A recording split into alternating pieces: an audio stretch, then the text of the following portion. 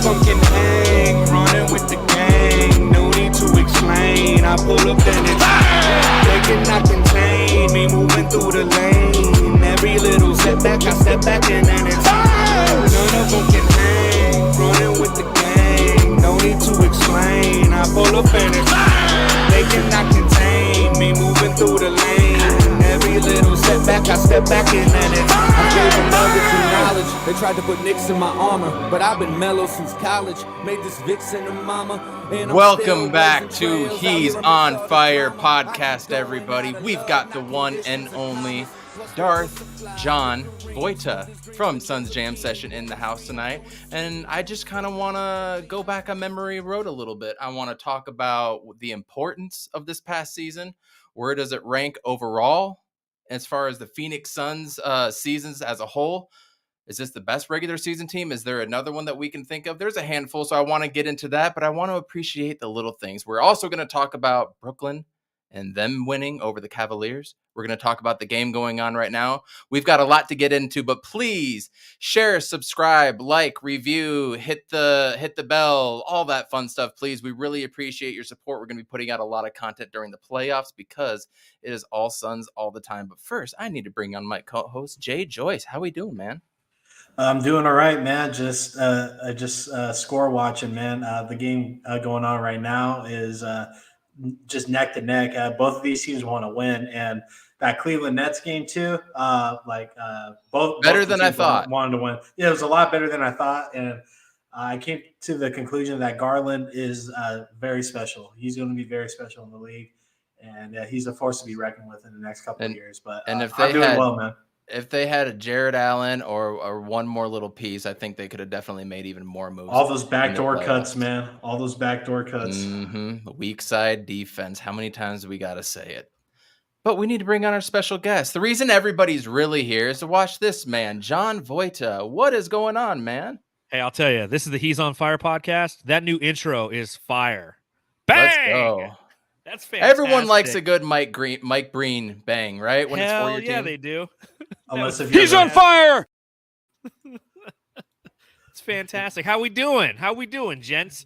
I'm over here. I'm doing the same thing. I'm kind of scoreboard watching. I just saw a commercial for Orange Jameson. What the hell is Orange Jameson? I mean, no thanks.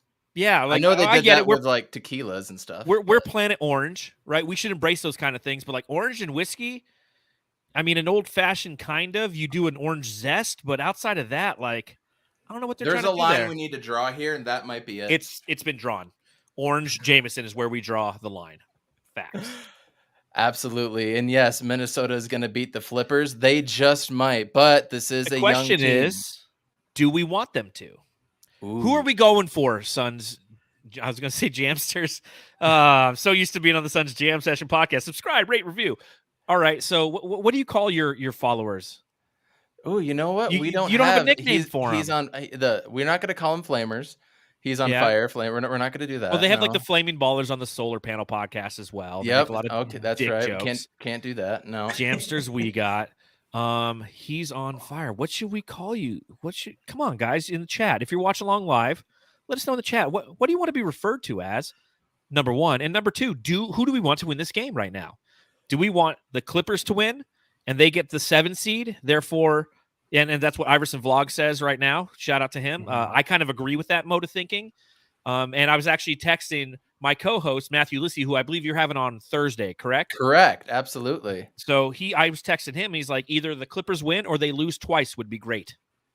Roy says the Fury Gang. Okay. We're getting close. I'm feeling that. We're getting close there. I like that one. The Dwayne Bacon Gang. Dwayne Bacon Gang. Okay, so gangs in there. Yeah, you got to do something like that. Got to get some good alliteration. Yeah. Foster I mean, on Twitter, I always say bang, bang, Suns gang. I mean, so it's got to have some sort of gang in there. And Paul George with a step back 3 to go up 4 right now, by the way, 77-73. And to answer your question, I've seen in this game. Now, I only got to watch the first quarter, part of the second quarter, and then with about 8 minutes left of the third, I started watching again. But I'm seeing the T-Wolves do things to the Clippers that I didn't expect them to. And I see the T-Wolves attacking the Clippers, just going straight at them every time, Yeah. no And they're problem there. losing. So, but they are losing. They don't have the firepower to keep up with them, in my It's opinion. because they have Karl Anthony Towns. They have playoff Karl Anthony Towns, who likes to get 4 fouls and make like 1 field goal through points. 3 quarters. Oh, and He's then been- Marcus Morris just hit and got fouled. So now they're Yeah, going to be I up saw 6 that. and going to the line. Yeah. JV says the Fire Gang. There you go. We're close. Like, we're close. We're not there yet. We'll figure it out by the end of the podcast. Absolutely. Fabio, he brings up, if anybody doesn't know him on Twitter, holy talent, you guys. Go check him out. He is very, very talented on the strings of the guitar. Let me tell you, I just sat there and I watched all his videos. That guy is talented. So please check him out on Twitter. And Fabio, drop your @ just so everybody can follow you as well. Scott Foster is the biggest threat to the Suns on that court. Do you think the refs are going to play that much of a deal in this playoffs like they did to DA in the Bucks series last year? Jay, you want to take that one, or you want me to fire away? You can go ahead. I've gone on my ref tangents enough. All right, it's kind of terrifying. Taking a look at where the Suns are relative to where the opposition is when it comes to free throw attempts, it's pretty significant. I think that I was in the chat watching you do the pod probably sometime last week, and after doing the math, it came out, they have almost 200 more free throw attempts on the season. And if you take a look at the last 2 weeks of the season, that number really started to grow. And, in talking to my co-host, one of the things that Matthew pointed out is we're a team that doesn't get to the line because we don't put ourselves in situations to get to the line, i.e., we don't drive aggressively. We're not doing a lot of the little things that get rewarded, if you will. Chris Paul's not going to be taking it to the rim a ton of time because he's trying to preserve his body. Devin Booker, for the most part, is a spot-up shooter or somebody who shoots from the mid-range. DeAndre Ayton is very strategic in the way that he operates, where he doesn't go through people. He tries to go around them, good, bad, or indifferent. So we don't really have a team that gets us to the line. So I think the free throw disparity is something of note and something that's going to continue to happen. But if you take a look at the way that the Suns operate, despite all of their statistics, and I think they're 27th, if I remember correctly, in free throw attempts, something along those lines, they still are one of the top offensive teams. They know how to operate without getting to the line. Now, obviously, in the playoffs, you want to get to the line because it's free points. It's an opportunity to rest. Any opportunity to rest and still get points in these high-stress situation games is a plus, but it's just not Phoenix Suns basketball. So I know that frustration is going to occur for Suns fans because that free throw disparity, much akin to last year. What was it? The first game of the playoffs against the Lakers, they had shot like 19 more free throws than us. Yep. Obviously, the NBA Finals happened. So those are two teams that foul bait, right? They have players who just try to go through you. So we're going to run into those situations. I think the thing that's beneficial for the Suns this year versus last season is the depth we have, especially at center, where the majority of those fouls occur. So we can continue to throw guys out there who can be effective to where it might not necessarily equate to losses. It's just going to equate to, in the long run, tiring down the opposition. If you're going to foul people, make them earn it. If Giannis is coming down that lane, don't just give him a ticky-tack foul. Swipe at the wrist. Give him a couple stingers. Hurt him. Not like hurt him, but like hurt him. Hurt him a little bit. Just make him feel it, though. Make him feel it. Yeah. They got to know, bad boys it up a little bit. I heard on your podcast, or we're just going to back and forth on your podcast, my podcast, about 2 or 3 weeks ago, you mentioned, are we the most hated team now? Are we the villain? You know what? Embrace the hell out of that, in my opinion. If you're going to be the bad guy, be the bad guy. All the way to Dancing with Larry O'Brien. What do you think of that, JJ? Being the bad guy? Absolutely. When the Warriors' reign started, dude, I was the biggest hater out there just because all of a sudden down here in Arizona, all these Golden State fans just appeared out of nowhere. And I mean, people love to hate on greatness. I hate for different reasons, I'm not the biggest Curry guy. I'm not the biggest Jokic guy. That's a big narrative going on right now. But to be, the villain, in the league when everybody's preying on your downfall, that means you're doing something right. The Suns have basically just ran through the whole league with no hesitation, no Euro steps, just crowning players all through this whole this whole season. So, we're gonna leave a bad taste in a lot of teams' mouths, especially like the Heat. The last time we met up with the Heat, and with the Bucks too. The first game we absolutely destroyed them in the second half, and then in the second meetup against the Bucks, basically our backups almost won the game until the last 2-3 minutes of the game. So there's definitely grudges out there, and Nuggets too. The Nuggets hate us in Utah. Yeah. So, but we're leaving a lot of bad taste, a bad taste in people's mouths and stuff, and rightfully so. Twitter tells us we need to be humbled and stuff. It's like, dude, we haven't been good in 10 years. The first time we get to the playoffs, we get to the finals, and we're about to go to the finals again. Knock on wood, but Yeah, but God forbid we be happy with our success. That's what's always interesting about those comments. There's how many rings have you won? It's like, oh my God, you're right. I shouldn't care that we just butt fucked the league the entire season. I should not care about that now. Yeah, back-to-back seasons. You're right. Oh my God, the fact that we don't have a ring, I guess I should just be quiet now and just go. It's like, you know what?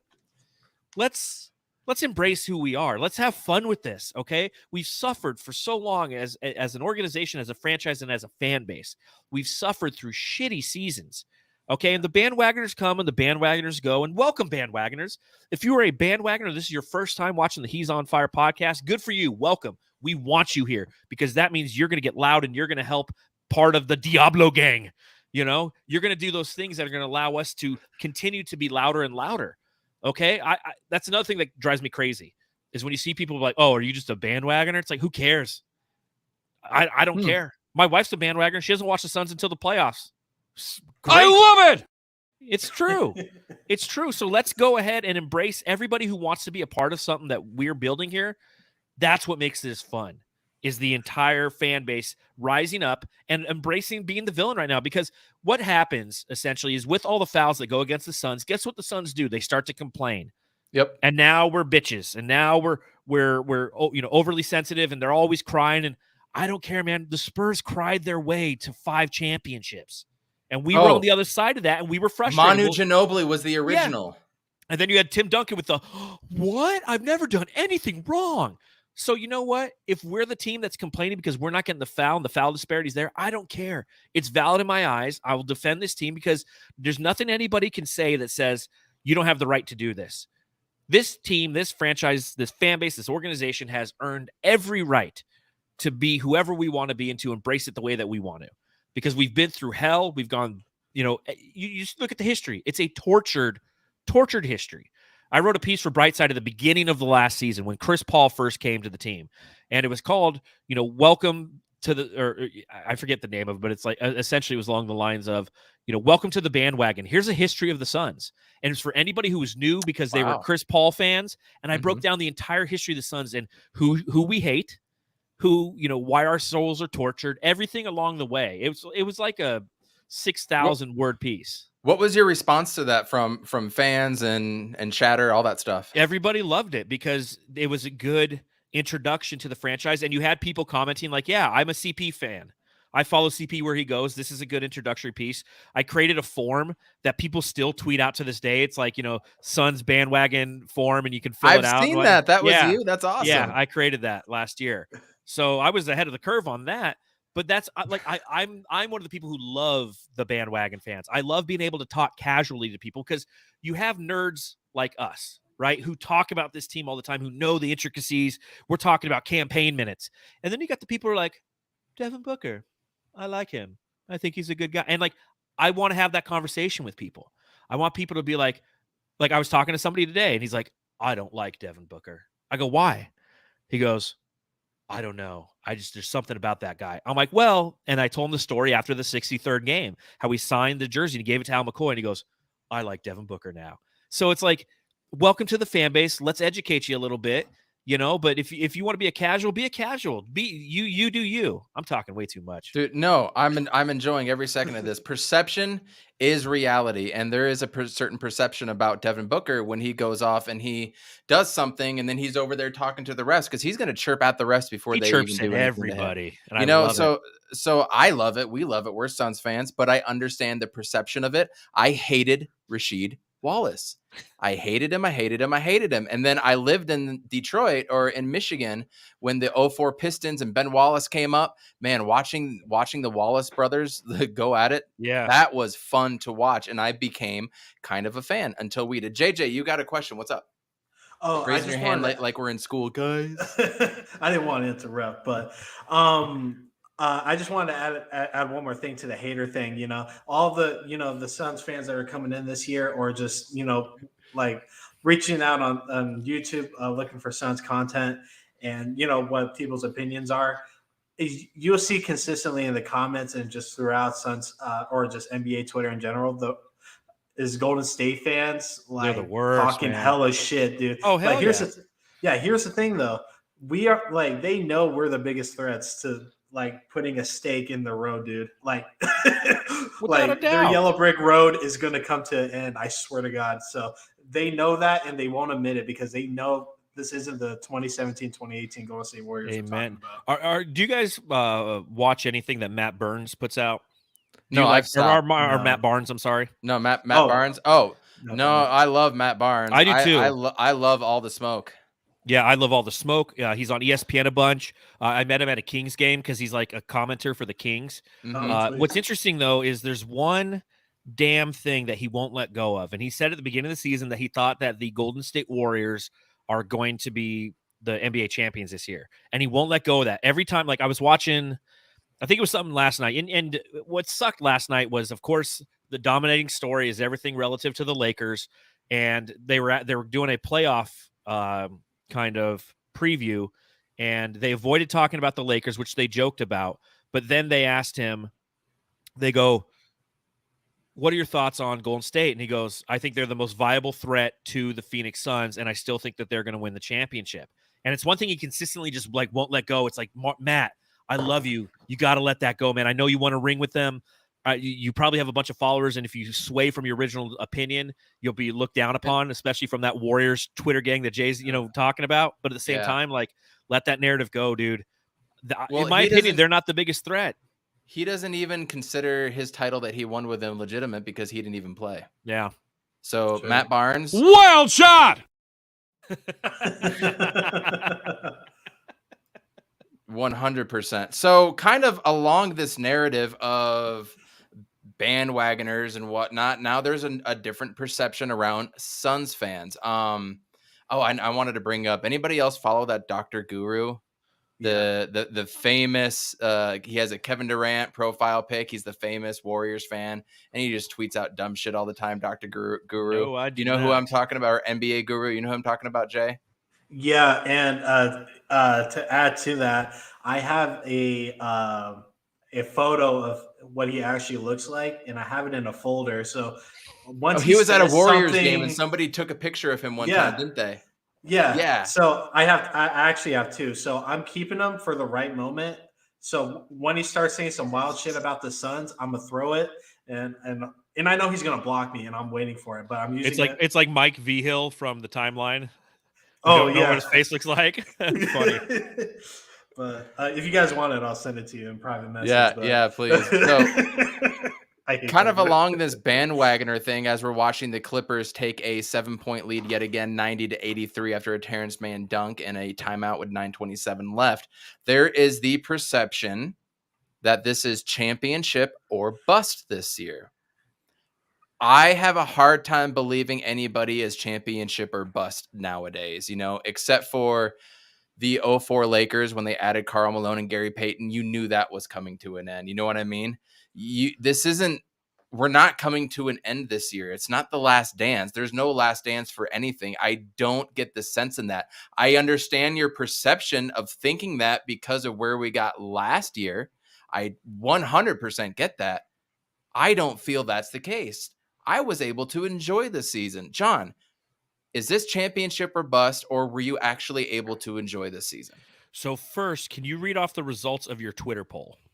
I had a Twitter poll about a handful of days ago, and I said, plain and simple, were you able to enjoy the Suns this season? The answers were 1, yes, enjoyed every minute, and 2, nothing but a championship matters. 71% of the people, and I think there was like 25 or 26 people that voted, so not a lot, but enough to the fact where 71% said championship or bust, which honestly to me was a little eye-opening. So I voted on that poll, and I was one of the ones who said, yes, I've enjoyed this season. The key words for me there are or bust. Or bust, like, no, this isn't championship or bust. Okay? This is, hell yeah, we expect a championship.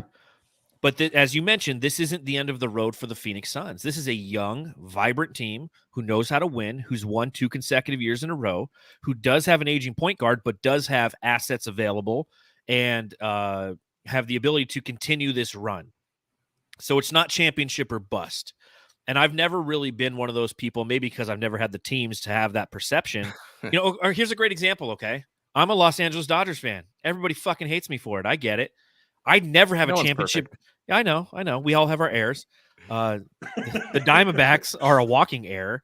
The Diamondbacks. Never heard of them before. Yeah, neither have they. They don't even do They don't even do flyovers at their opening day now. How lame is that?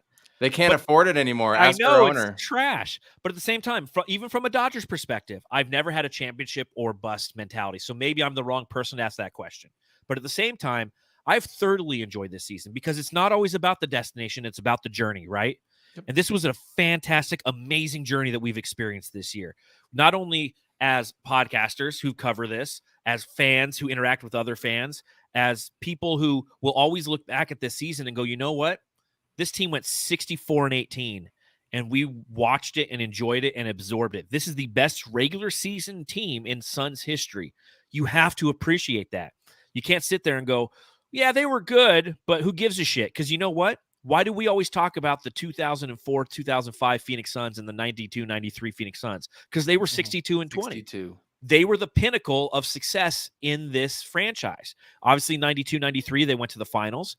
But if we're such, well, it's championship or bust, and all we give a shit about is the finals, then why does no one talk about the 42-40 1976 Phoenix Suns? Obviously, only Dave King was around for them. But at the same time, like, if that's all that matters, then we would mention them with more, we would revere them more and reference them more. Because I'll tell you, a lot of you didn't watch the 92-93 Suns. Jay Joyce, how old were you in 92-93? Negative. Bam. Like 7. So exactly. The majority of our fan base is a young fan base that grew up on the 7 seconds or less Suns. So they revere the 92-93 Suns, not only because they went to the finals, but because they were 62-20. They were a dominant force in the NBA. So we will always remember the season for being a dominant force in the NBA. When I choose to look back at this, and again, it's a loaded question because we won't know exactly how we feel until we're 5 years down the line. And we look back and like, remember what 21-22? Remember that team? Remember what they did in fourth quarters? You can't sit here and say, no, I didn't enjoy that. It's championship or bust. Again, my personal opinion. And my favorite Sun shot of all time before the Valley-oop has now overtaken that. There was kind of 2 of them. It was one. That's a great question all unto itself. What is the greatest Sun shot of all time? It's the Valley-oop because of, Western Conference Finals and all that. And we could also have the Charles Barkley shot in there as well, too. Yep, the one against the Spurs. For me, Stephon Marbury against the Spurs, game 1, in the 2002. Playoffs. Yeah. Come on. That was an incredible shot as an 8 seed to win remember the first Sexy game. Rexy? And then my next one was Rex. Yeah. I vividly remember running downstairs, telling my mom, because I turned the game on my radio, was listening to old Al McCoy, and I think it was Cotton Fitzsimmons at the time. And I ran down, Mom, we have to turn this on. You're supposed to be in bed. Yeah, but this is happening. And she turned it on, and we got to watch the rest of overtime, and she jumped up in the air and everything. She always had a crush on Dan Marley, so that was probably part my of it. mom too. most popular dog name in the 90s in Phoenix, Marley. Marley, yeah. I knew like 3 kids who had Marley. So, but if we're talking about championship or bust, or championships, don't matter, are we going to forget all about those times? Half of these people don't even remember Stephon Marbury playing, and he had some great moments here, signed a long-term extension, and it just didn't work out. So what are we talking about then? You can't talk about any Suns memories if that's your level, whatever you want to say. So that's kind of a bummer to have overall mentality, especially when we don't have superstars on a 1-year contract or something like that. And to So- each its own. To each its own. If that's the way that people want to perceive it, good on you, but don't bring me down. Keep your negativity to yourself. I challenge you to think about this season 10 years from now if you have that mentality, and then see what you think about it. Right now, Clippers in Minnesota with 8 minutes left. Clippers 93, Minnesota 86. Cat's about to shoot a free throw to pull He's it gonna brick within it. 6. Brick. Brick. Go figure. Reggie Jackson's got it, and everybody in Minnesota is freaking out. So do you think they Minnesota will be either San Antonio or New Orleans? In Minnesota, by the way? Yes. Their offense is better than both of those teams. The Pelicans are kind of frisky, but I think that no matter what, if it's the Pelicans that they're playing, it's going to be a high-scoring game because there's not a lot of defense there. If it's the Spurs, I'll be actually surprised. And they actually might give Minnesota more of a hard time just because they're fundamentally sound because Pop coaches them, but they just don't have the depth. But I really think that Minnesota versus the Pelicans, it'll be high-scoring, but I think that – oh, sorry. Is that on Cat? Is that number 5 or is that 6?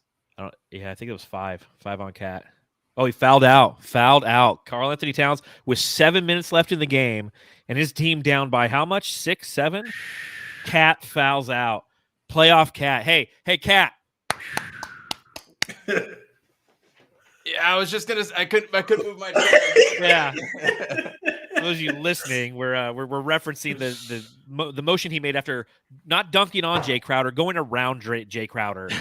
You know. Oh, 11 points, 3 for 11. 5 of them came from the free throw line.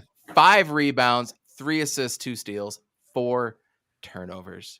Yep. As Low, JV Just 14. Vibes says in the chat, he says Pop will outcoach T-Wolves and will win, which I can see happening. You know, so I mean, this is good for the Suns. This is what we want to see. Again, there's 7 minutes to go. Long way to go. Anthony Edwards is a dynamite scorer. D'Lo's had a good game, surprisingly. He's creating space and he's looking okay. But again, now the pressure's on. Now we're going to find out who they are. And again, that's the difference between teams like Minnesota and the Suns. When the pressure's on, and we know that as fans, right? I mean, how many times did you watch the 7 seconds or less Suns, and when the pressure was on, they would fold like a chair? Yep. This team doesn't do that. That's been the weirdest, funnest, most amazing part about this season. Is when the pressure, when the shots matter and are tough and every possession it's the end of the game, we just execute. It's like I can't get over it. My dad calls me, who's a casual. Now he's more engaged because I'm calling him all the time, and I'm like, Dad, watch this fucking team. And he has Dish Network, so he doesn't get to see a lot of it. But he's like, John, this team, like, they don't miss under 5 minutes. I go, it's not supposed to be this way. Every other team does this all the time. The Spurs have done this shit to us for 20 fucking years. Now it's our turn. And now it is our turn. And the thing that's so fun to watch is kind of going back to our point at the beginning with the officials and are we worried about it is like, yeah, we're chirping this and that. I feel like last year we let that stuff get into our head a little bit more. And Book especially, he would, do 2 or 3 times down the court. He would shoot a pull-up 40-footer, and then he would do ISO Book and turn it over or get bad shots. And then all of a sudden, looking at the ref the whole time. Yeah, and he's doing this the whole time. This year, I feel like that shit doesn't really matter. And we're able to persevere. We're getting through it, and we're taking things personal, and then just but using it as a fuel to the fire. Like, did you see his face in the Utah game that you didn't attend? Yes. I'm a son of a bitch, aren't I? His face in that third quarter when he realized, he's like, oh, okay, you guys are going to fuck me every chance you can. Okay. And then he just executed, and the team got behind him, and down 17 points, they came back and they won that game. I mean, it was just beautiful the way that they used everything going against them and put it into production on the court rather than being a team like Minnesota. That's the issue with Minnesota. Minnesota is not a mature team. You have Pat Bev, who already got like another technical fouled on him. Mm-hmm. They lack the emotional maturity that a Chris Paul brings to a team and has instilled in this team over 2 seasons to where they are calm, cool, collected killers. 100%. And I'm so sorry for not attending. I swear, I thought they were going to be resting everybody. And Well, I was yeah. thinking, I'm not going to spend $120 on a ticket because they're expensive here to go see that when they're just going to rest everybody. You know, I'm gonna stay at home and do this and that. No, of course not. They all go. And you know, another point to how great this season was. The first game that I got to go to out here, my nephews have never been to a pro game. And they've only watched basketball here or there. They didn't know Devin Booker. And by the end of the game, they were like, wow, I love Devin Booker. Devin Booker's my favorite. I love the Suns. And they're born and raised in Utah. They should be Jazz fans. All their friends probably at school are Jazz fans. And they are Suns fans now. They're Sun Devil fans. They're Suns fans. And that's something that I'm going to cherish as well, too. It's little things like that. And I remember you said on, maybe it was our podcast or yours, you're going to remember this season because it was the year you traveled everywhere and you got to do podcasts kind of on the road. And it, you know, helped your mental a little bit, be able to stay focused. Well, and not just that, it's like even right now. So I'm traveling this week for work, which is hopefully no longer the norm. It's more the exception to the rule. But that being said, like I look back to the last time I was on the podcast when, you know, and I can remember where I was when I was on the podcast. I can remember very specific things about the season and where I was for those because my scenery's constantly been changing. And the only consistent has been Phoenix Suns basketball. And to your point, I have two nephews who I was bringing to games back in like 2016. And, you know, and they live in Fresno. They should be. How old were they? They were. So the one who's like really into it was, God, he's 16 now. So whatever the math is on that. 11, 9, 10, 9, 10, 11. Yeah, somewhere right in there. Devin Booker diehard. Even when the team sucked, I go, I would tell my nephew, I go, watch this team. Become a Suns fan because this team's about to explode. And to this day, like every Christmas, I get him a Suns jersey. He wears it proudly, and he's right in the middle of like Warriors country. And now he's like, they all hate me, and I love it. And like that's what it's about, man. Yes, let's go. That's your nephew or your younger cousin? My nephew. Your nephew. That's so awesome. The joys of sports. Yes, bringing people together. I Ultimate absolutely connector. love it. Last question, and everybody in the chat start posting your own questions. I want to put some questions up here for us to answer and for John as well. Where do you rank this team regular season? Where do you rank this Phoenix Suns team all time? Oh, 1. 1. It's the best regular season ever. Period. Exclamation point, comma, semicolon. Yep. I completely agree. I still see Facebook Suns. Oh yeah, come on. Another conversation. They still think there's like 4 games left in the season. Don't hate on that. They think we're in the playoff tournament, Yeah. but a lot of them still say the 04-05 team is the best, or somebody will say the 70s team that went to the finals against the Celtics with the shot heard around the world. That's another one that could be the best shot of all time. In fact, I might ask that in a second here. And they still think that Charles Barkley team would crush us. And I just look at that bench versus this bench now, and I don't see any comparison there. I love me some Oliver Miller. Don't get me wrong, but that ain't it. Well, that was a great team, and it was a deep team. And the impact that team had on the Valley at the time was revolutionary, if you will. True. And the 2004-2005 Suns were revolutionary as well because of the way that they played that fast-paced offense. So I could definitely see arguments for those, but I think the proof is in the pudding and the product that this team has put together. If you're talking basketball, holistically, this is the best basketball team that has ever played for this city because they are complete. They are killers, as we mentioned before. They can beat you on offense. They can beat you on defense. They can beat you 10 different ways. The 7 seconds or less Suns, they could beat you with offense. They weren't shutting you down in the fourth quarter and you were only putting up 18, right? They were just trying to run you off the court. Okay, that 92-93 team was a very versatile team and could beat you a bunch of different ways. And, I mean, they ran into the greatest player of all time, okay, and Michael Jordan. Fair enough.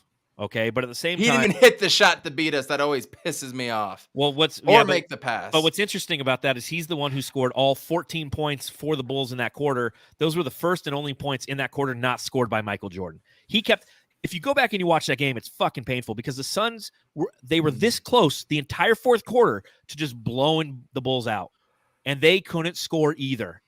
And Jordan just kept him in it, and then collapsed everything on that final play. Pass inside, pass outside, Paxson hits it. But again, that great Phoenix Suns team, for what it did for the city, it'll always be remembered. But is it the greatest? No. Go. Minnesota's up 2 now.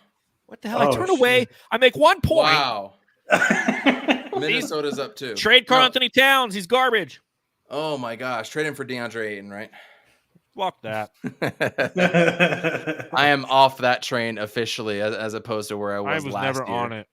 Oh man, that was a wild time. But Minnesota up 2, 4.5 to go. This game is getting interesting. But real quick before we go to a couple questions in the chat here, what is the greatest shot of all time? Now that's really got me Shot of all wondering. time or Suns shot of all time? Greatest Suns shot of all time. JJ, do you have one that comes off? I mean, for me, I think it's got to be the Valley Oop. Man, yeah, the Valley Oop was just perfect in every which way you look at it. You know, the game was on the line in the playoffs, Western Conference playoffs, and and history proceeded to unravel itself a few weeks later. For me personally, my favorite Suns shot ever, or just performance in general, is when Booker dropped a 70. Well, he should have had 73, but that three on top of the arc when Jared Dudley fell over, and it was like a foul before the shot and stuff. But that was probably my favorite shot that reeled me back into the Suns world again. That's nice. So that brought me back. I mean, I was already I came in that season again, but yeah, that sort of reeled me back into okay, I'm head over heels with this team. I'm gonna just evaluate going forward. But in the 05-06, I was 5 years old, 6 years old, so I couldn't really draw anything out. But the Cam Johnson game winner against the Knicks. That was fun. That was a fun game. Fuck the Knicks. Can't stand them, But if I had to pick one, it would be the final nail in the coffin from Devin Booker when he hit that 70. So it's tough because the significance of the Valley Oop is that's the most heavily weighted shot. Yeah. Right. There was so much on the line. Before you go farther, what about this one right here? What about this one? If anybody remembers this one, just a shot heard around the world. Gar heard. What about this one? 1968. Yeah. Shot heard around the world in the finals to force triple overtime. Yeah, didn't we lose that overtime? Well, that's not the point. It's the forced overtime. I get it. That if you go back and you watch that game, it's insane.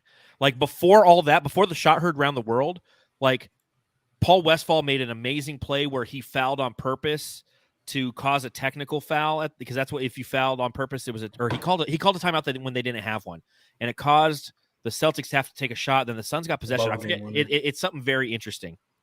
But then the everyone in the Garden was drunk that night, and they had been going all night, and it was triple overtime, and they rushed the court at the end of second overtime, and one of them punched the ref.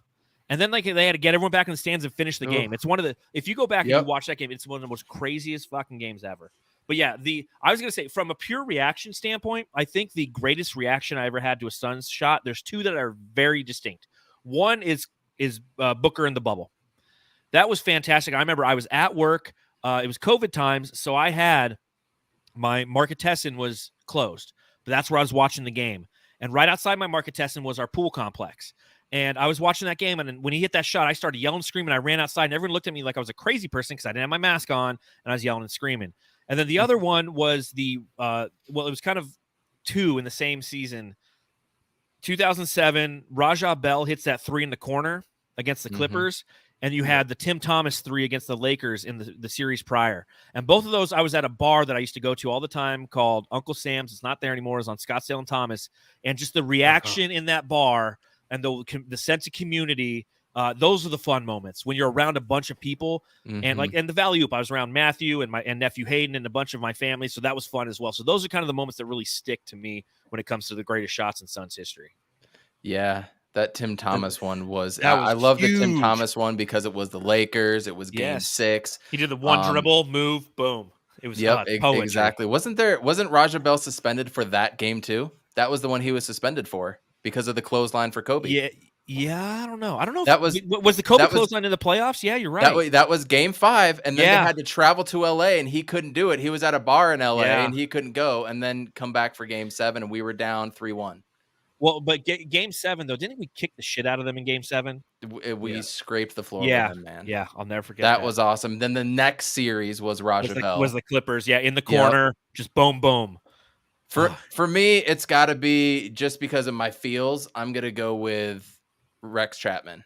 Yeah, that's a great Of one where I too. was as a kid and everything, just starting to really understand basketball. After that, for me personally, Stephon Marbury and all of that, because I used to get teased all the time in Michigan for wearing Sun stuff, just all the time. I loved And so to Steph come Marbury. back on school the next day, that was amazing.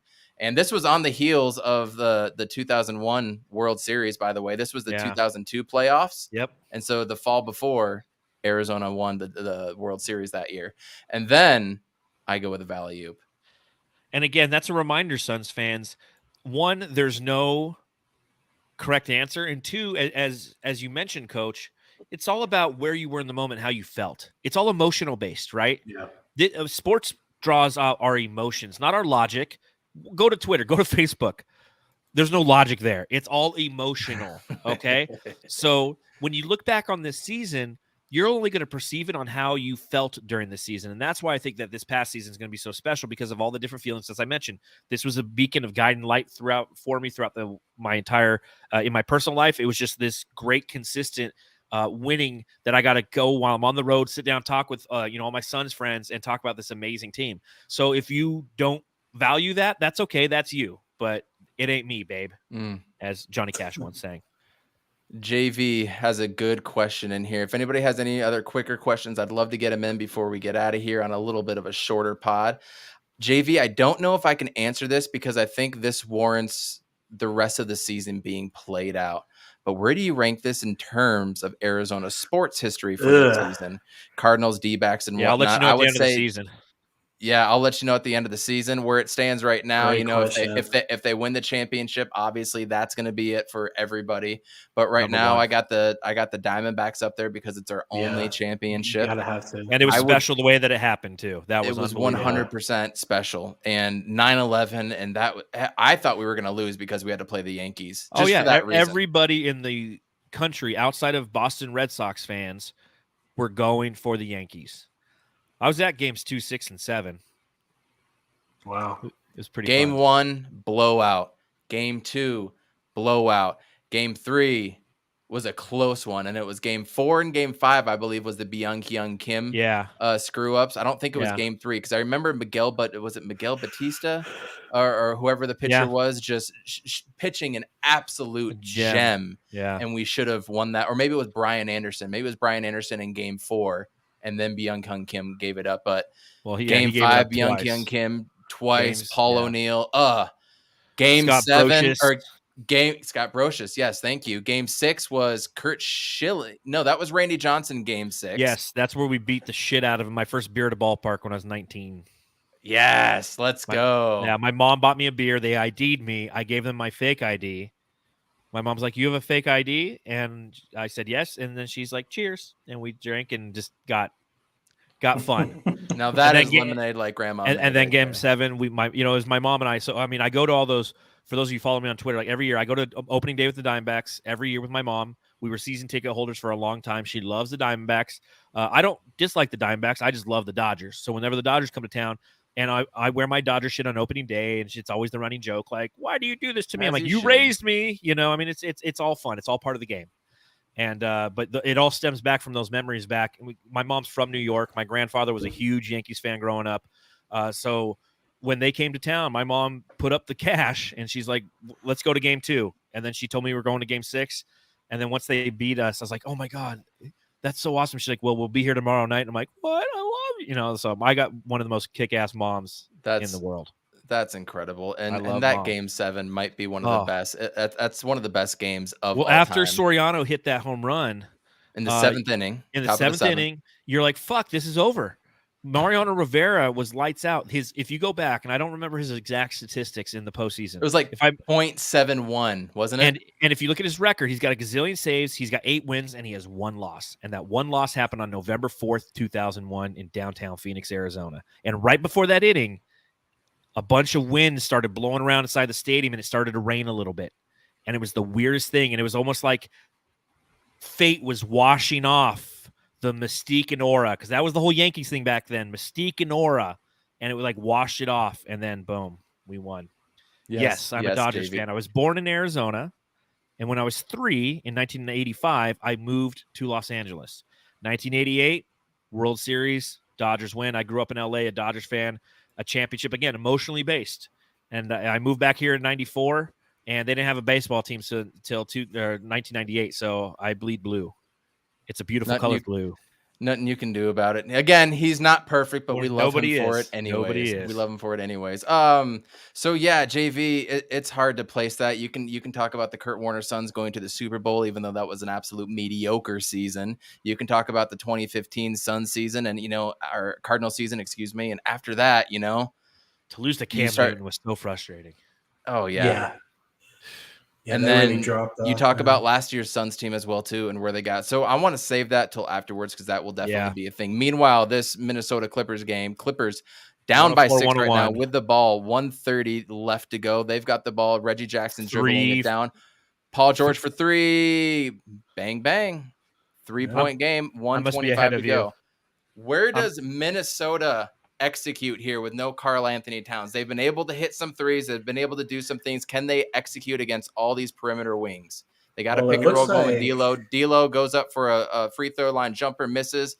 Powell with a rebound out to Paul George. He's going along. They do a little take foul, which I can't wait for them to change that rule next year with the take foul, John. While we got a second and talking about refereeing with the take foul, what are your thoughts on the foul discrepancy, or not discrepancy this year with the offensive foul rule that they changed, kicking out the legs and all that stuff? Was it better for the likes of like Luka, Trey, and Harden to not get those calls this year?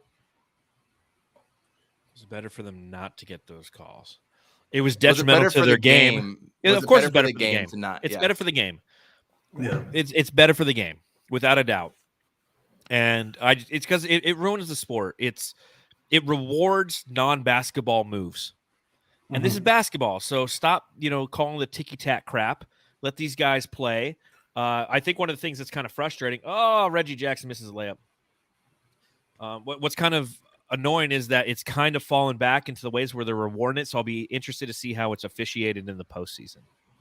Paul George was getting a few offensive fouls for his push-off. I don't know if anybody else always does that fucking push off. I'm glad they called that finally.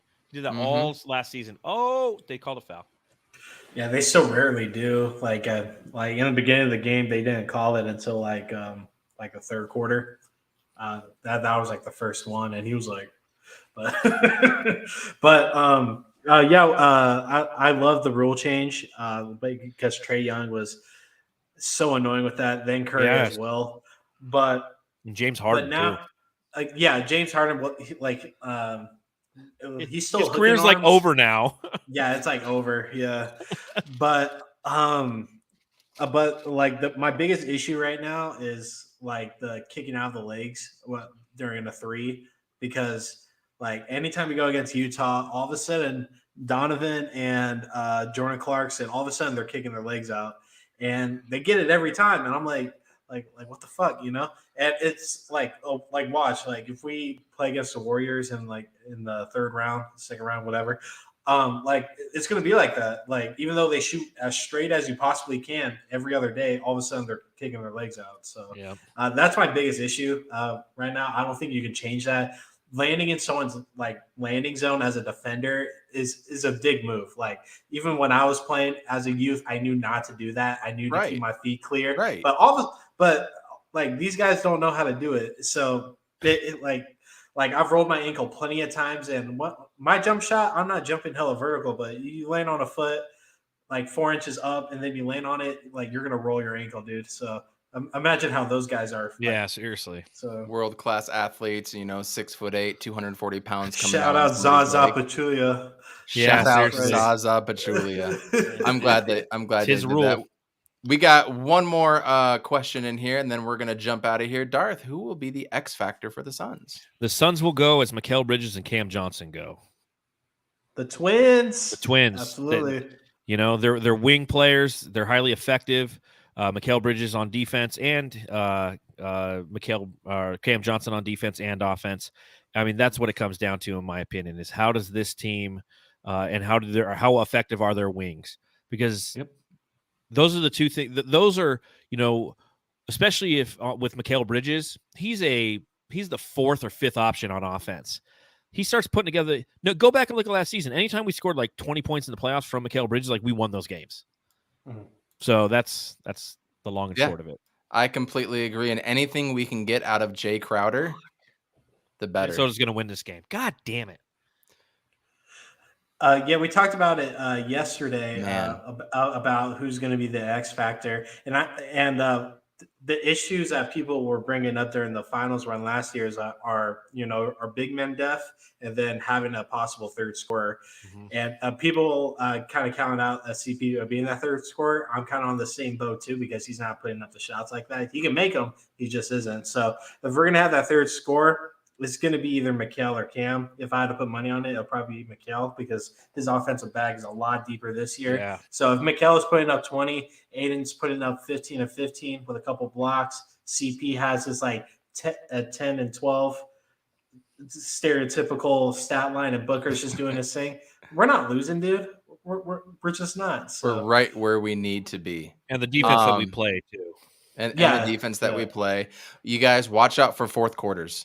I want to see the difference between third quarter play style and offense and defense and what we do to start the fourth quarter, because that's something that Pop did so well. And then what were their rotations with 5 minutes left? What kind of defensive rotations were they doing?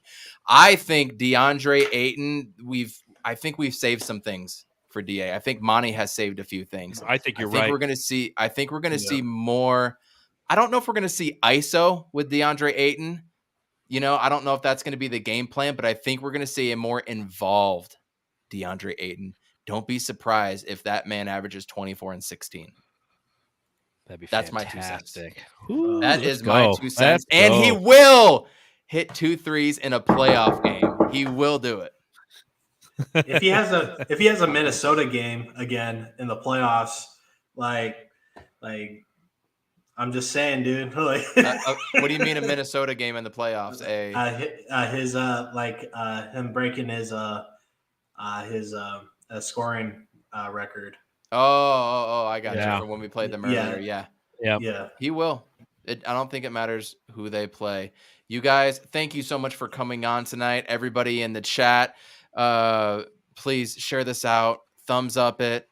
Hit it up on Spotify, Google Playlists. Give us a 5-star review as well, too. Thank you for coming by. John, give us a shameless plug to your podcast and where to find you.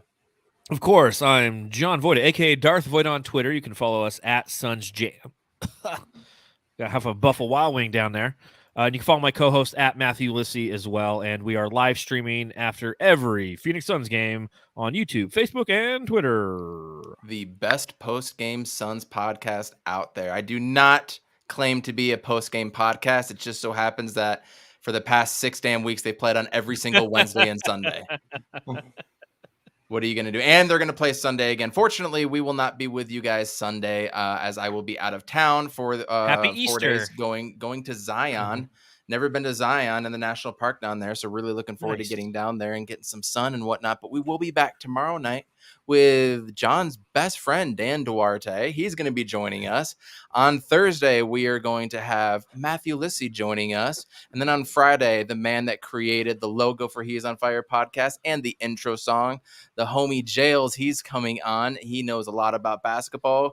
Lived with him for quite a while as a Kobe fan. That was awful, and we're going to discuss that. Overall, he was a huge Iverson fan. So not vlogs, Allen Iverson. He was more a fan of players as opposed to teams, to the point where he wanted a Jordan Clarkson jersey, and I actually went into the Jazz team store and I bought a Utah Jazz jersey to send it to him. I couldn't believe I did it. Real quick, 104, 108 right now, 12 and a half to go. John, you've got it a little closer to I have it. They're going to foul with 6.4. Foul left. All right. Yeah, everybody Minnesota's go home. Win this. Everybody go home and love your families, right? Thank you guys for tuning in. We will see you guys tomorrow night. Cheers, everyone. Go Suns. See you guys. Bang!